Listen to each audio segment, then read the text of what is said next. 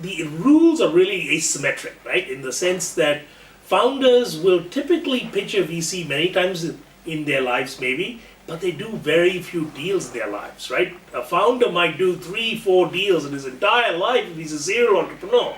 A VC, on the other hand, or a very prolific angel investor might be doing 10-20 deals a year. Who the hell knows, right? And so they are much more experienced at this whole post-pitch negotiation game, right? That happens. So founders have very little information. They have very little experience in general. And so there's this asymmetry, information asymmetry, right? Of how you kind of approach your VC post a pitch. So, how do you overcome that? I think you have to talk to other founders who've done it before, people who've built companies, who've raised rounds from VCs, who've raised rounds from other investors, angel investors, and others, to understand how they did it. What is the norm? What is the expectation? What is normal? What is what kind of terms should you give on? What kind of terms should you actually negotiate, right?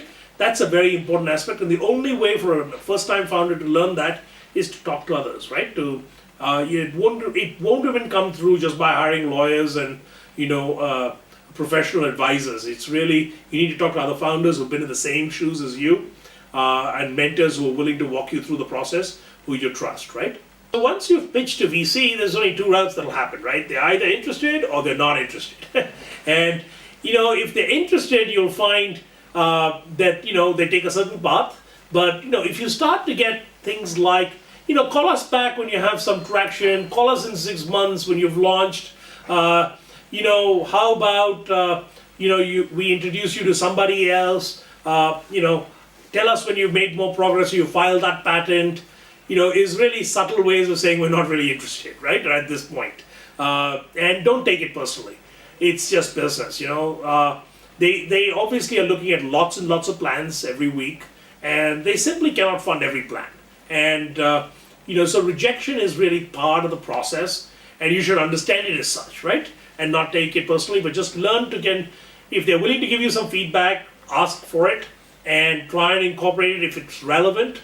But you don't have to zig and zag for every piece of feedback you get from every rejection. Just take it into account so you can approach your next rev or your next pitch or your next iteration of your pitch with a Gestalt approach to things, right? Which is you take the holistic set of feedback you got and said, hey, I heard this pattern from 8 different investors. They're not investing because they either think the market is too small, or they think the team is incomplete, or they think essentially I need too much money to execute this, or they think the engineering, the prototype I built is unimpressive, right?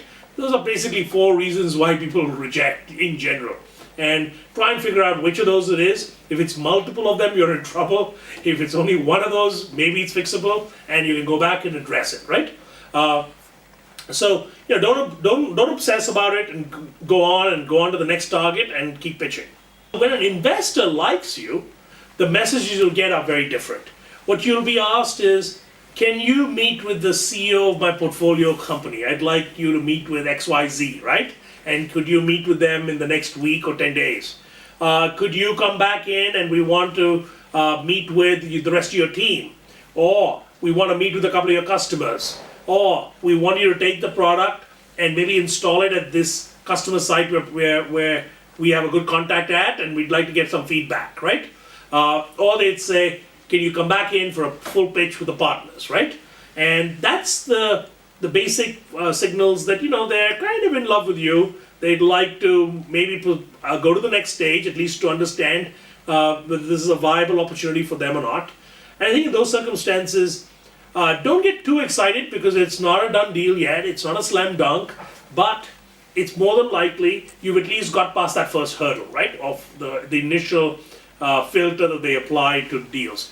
It's a promising sign that you did either a good pitch, or they're very interested in the space, or they like the team, or they like your approach to basically this opportunity, right? The first thing I do is not hurry up and get it all excited and try and accelerate the process and bug the investor with a call every morning and asking when they're going to make a decision or whatever. I think you've got to give it its time. Investment cycles often take several months to actually come to fruition. So play it cool, their love, if they like you, it won't just evaporate overnight.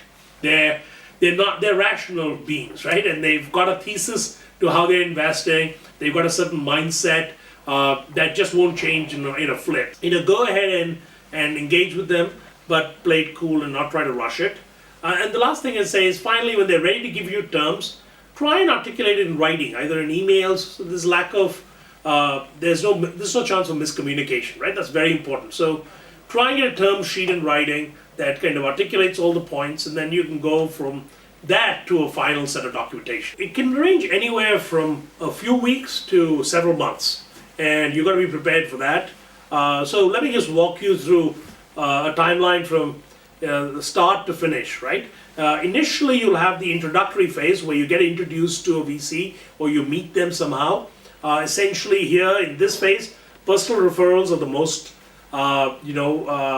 preferred route to enter a VC or enter an investor, where you're being referred to them by somebody they trust, either a portfolio CEO or VP of engineering or marketing at that portfolio company, or another founder that they have worked with in the past, somebody in their network that they trust, right? That's a very important aspect.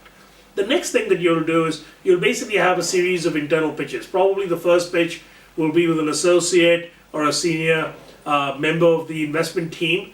And if they like you, then they'll bring you in for a group pitch, which is a pitch to the membership of their investment group, right? And that's typically the partners of the firm. And it's at that time that if you actually are talking to others, that you should also try and get more kind of acceleration of the other parts as well. So once you've had a successful partner meeting, the negotiation will start if the investor is interested, right?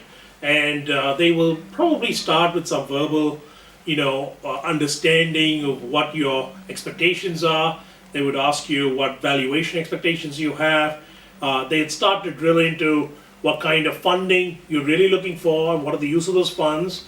They'll start to kind of outline more seriously the milestones, and they'll try to essentially split out the funding by tranches that match those milestones, right?